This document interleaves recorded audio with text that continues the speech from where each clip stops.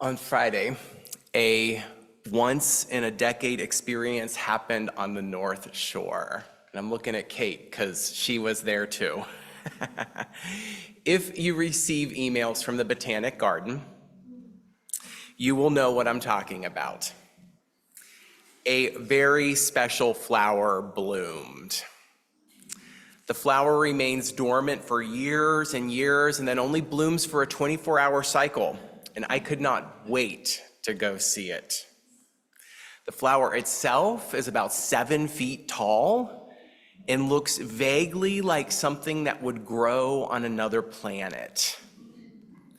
It has a distinctly outer space or alien quality to it. But none of those details are the most interesting or intriguing thing about the plant. The plant is known as the corpse flower. And that is because it smells like rotting meat. During its bloom, it emits a powerful stench that some have compared to dead fish or rotting garbage. And the reason it does this is because it attracts flies that then act as pollinators. As my friend and I walked up to the Plant Science Center, we could see this enormous alien-looking flower through the window. And even from the outside of the building, we could smell the overpowering stench. Now, recently, I read a question that piqued my interest. And it is from a philosopher who lived in the middle of the last century. And his question was, can you live a good life inside of a bad life? And what he was getting at is this question of, can we carve out a life for ourselves that is good and moral and that upholds our values in the context of a broader system that doesn't always do that? Perhaps doesn't often do that. Is that even possible? Another way to put it is, can we have a good life without being had by the bad one? As I was standing outside that Plant Science Center, beholding the strange beauty of the corpse flower, I couldn't help but think about that question again. In some ways, our 21st century lives can seem an awful lot like that flower. It can look interesting and even strangely beautiful when we consider the wide range of technologies and consumer products that we purchase. But then when we open it up, it starts to stink. When we think about the garment that we wear and who made it, or the computer that we type at and where those parts came from, when we think about the places that our taxes go and also where the plastic bag at the grocery store will end up, all of this can start to smell. And so what are we to do with that? How are we to carve out a good life inside of a system that is often not good? Until the pandemic hit, we here at NSUC were making regular trips out to Boston, and these were our affirmation or coming of age trips. And we would go and we would take the youth from the 7th and 8th grade and go see the famous Unitarian sites out in the Boston area.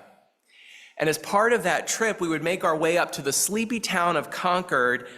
Concord was the home of something of an American Renaissance in the middle of the 1800s, with such luminaries as Ralph Waldo Emerson, Bronson and Louisa May Alcott, and Nathaniel Hawthorne. And not only were these people incredible literary and artistic voices, they were also a part of the Unitarian fold. They're a part of our history.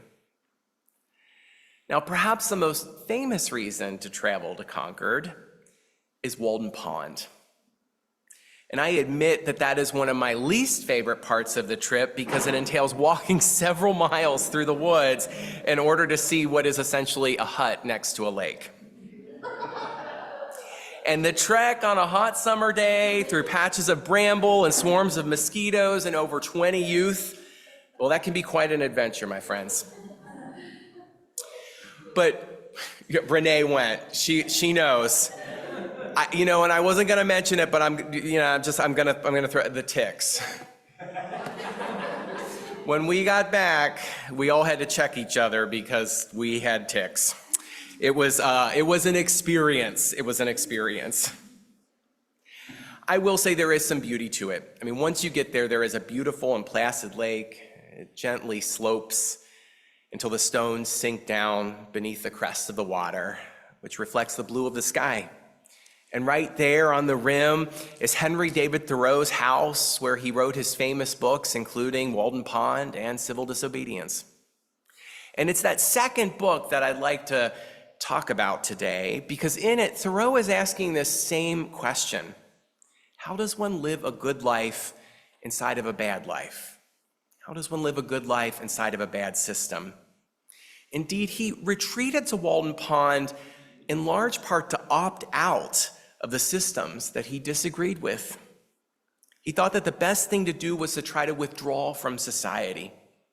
In Civil Disobedience, he writes that one must refuse to participate in unjust systems.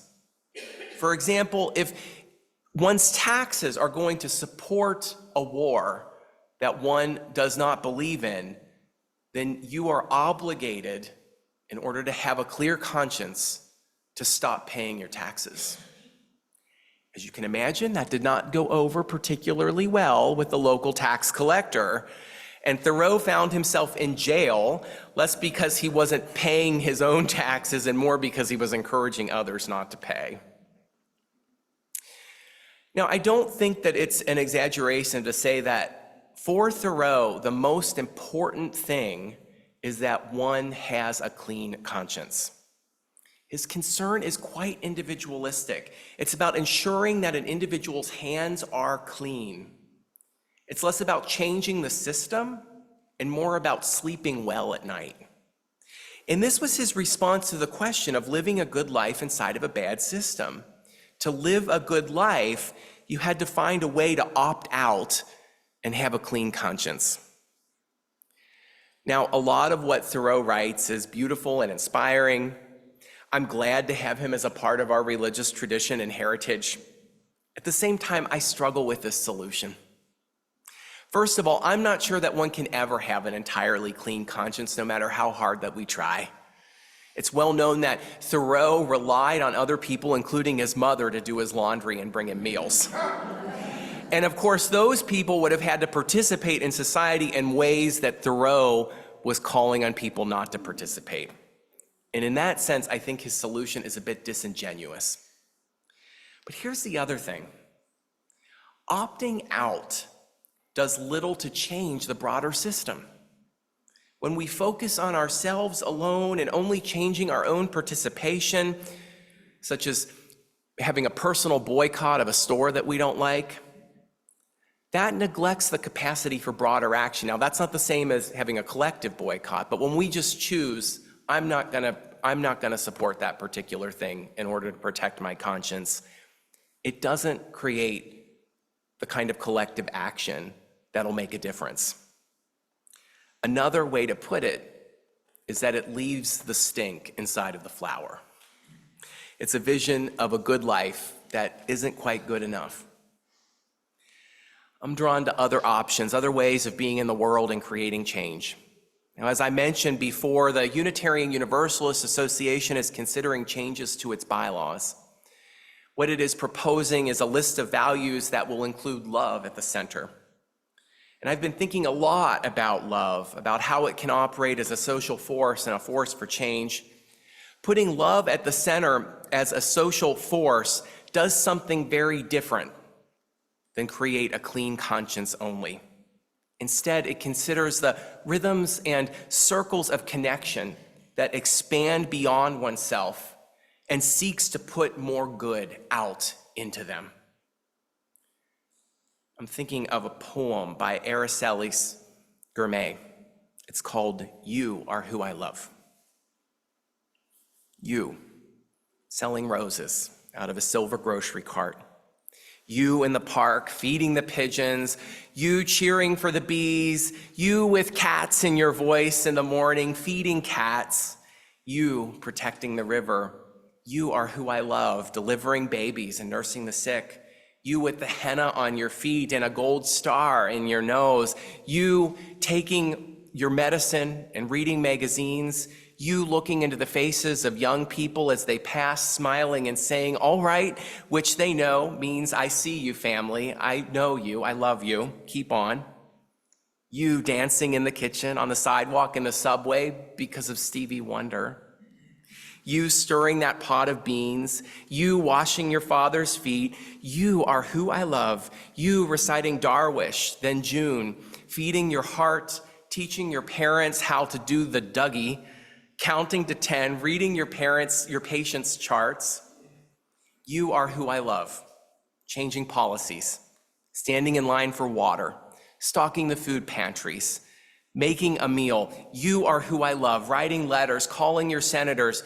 You who, with the seconds of your body and with your time here, arrive on buses, in trains, in cars, by foot to stand in the January streets against the cool and brutal offices saying, "Your cruelty does not speak to me."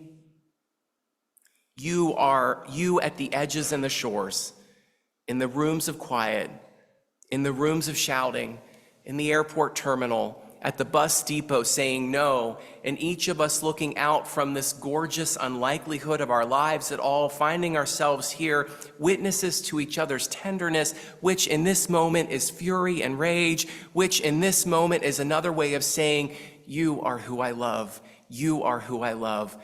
You are who I love." Of course, this loving others, this love for others, this giving away of love, it does not automatically change a bad system. Sometimes that system stays intact. Sometimes it continues to stink. Sometimes we struggle to uphold our values under these circumstances, but, and this is the thing, putting that love out there, that love in the form of protest and organization and effort, that does create change. It changes our hearts and it changes the hearts of others. It doesn't opt out, but rather opts into expanding that circle of love that will one day be large enough to hold us all. I think that might be what is entailed in finding a good life in a bad system. A life that turns to love, to resist and to change that system.